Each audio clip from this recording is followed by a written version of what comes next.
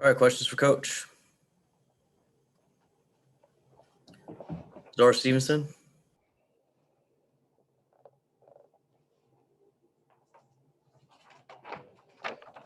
Zora, go ahead.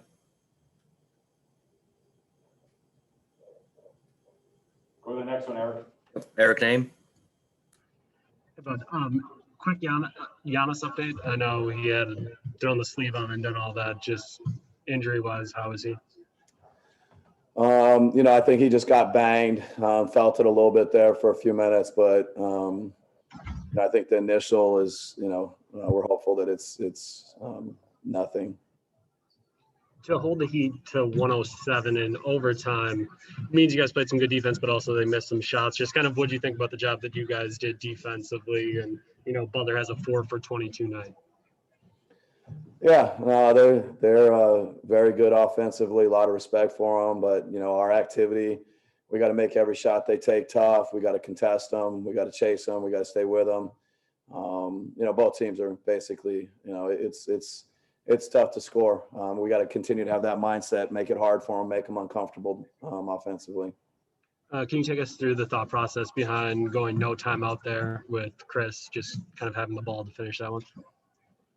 Yeah, tie game. I think, just the ability to let Chris work the clock, play a little bit of, two-man game with he and Brooke. And, Chris has got a knack and obviously hits a huge shot. Kane Pittman. Yeah, but I wanted to ask about Drew, but just quickly, the 10-second violation. I don't remember seeing that. For that moment at that game at that time, what were you thinking, or what did they say to you? What did you see there?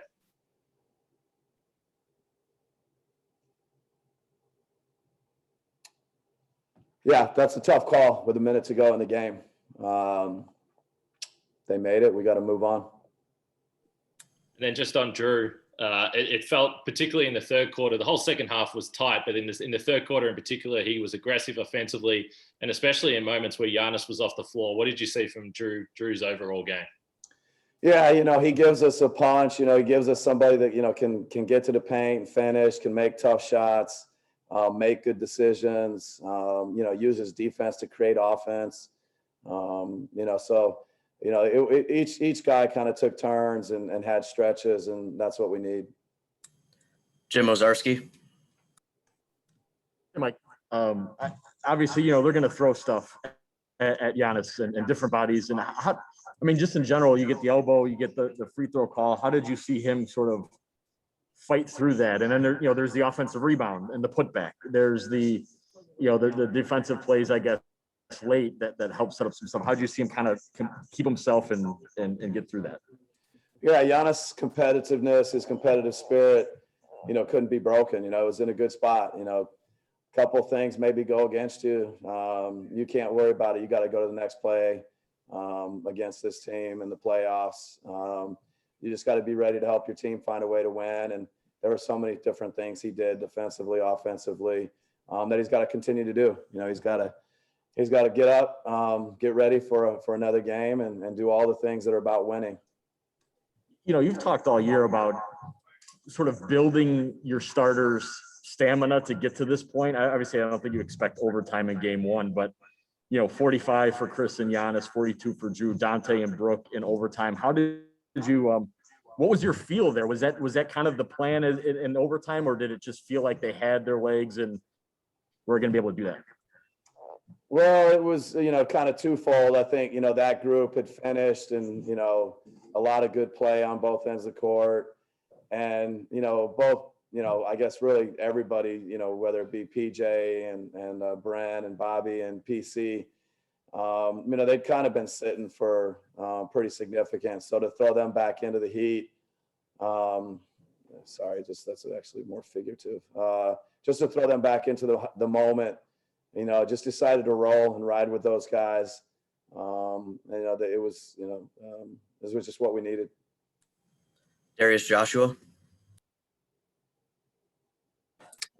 Hey, but obviously the talk is always that the playoffs are different, and it's just different than regular season. Is it simply having a game one like this to simply just buckle up?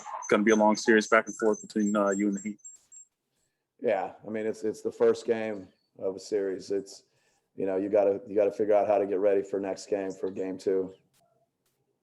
And after going through the playoffs without the fans there, kind of what sense was that having them in here today? Obviously, an overtime game makes it even that much more exciting for them. Yeah, no, it's great to have our fans, to have that energy, for them to add to what the players are doing on the court. It's such a big part of our league. We love our city, we love our fans, and to have game one on our court in front of 9,000 people and to feel their energy, it was really, really great to see. A big step towards normalcy. For our league, for our team, and hopefully we can just continue in that direction. All right, last one is Zora. Coach, you talked about the fact that it's the playoffs, this series, points are hard to come by, but given that, how do you feel like the guys locked in on things that they could control? Yeah, I think there's, overall it was, some good examples of, whether it be your opponent that makes things difficult, there's going to be other things that don't go your way. You just got to have a next play mentality, get to the next thing.